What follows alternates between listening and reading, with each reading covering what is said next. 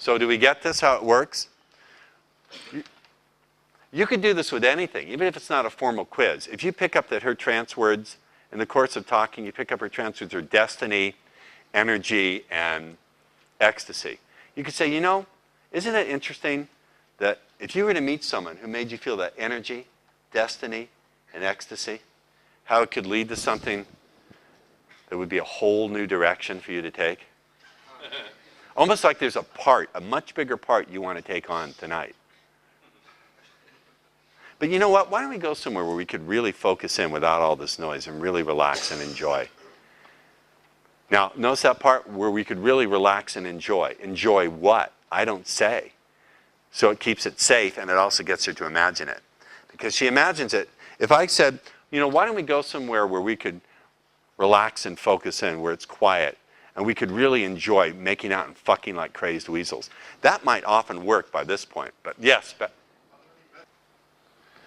Understand how it works. And then second, if you want to memorize it, rehearse it out loud.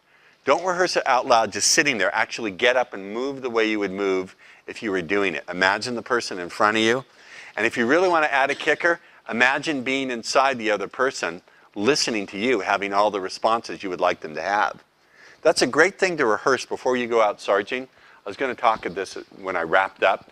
But if before you go out sarging, you rehearse all of this, and then you imagine taking on the perspective of a woman, hearing all this, and getting really turned on in her body and thinking, I want to fuck this guy, you would be surprised how that communicates a great message, and you wind up having that happen.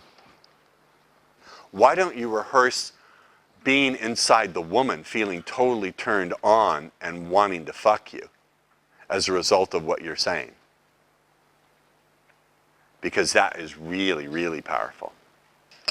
What was it, instead of rehearsing something in rejection? Instead of rehearsing rejection, why don't you rehearse how women will feel as they totally want to fuck you as a result of what you're saying? Now, I want you to rehearse out loud what you'd say and what you'd do, but then I want you to fractionate and take on the woman's perspective, being on the receiving end of this. How she would feel in her body.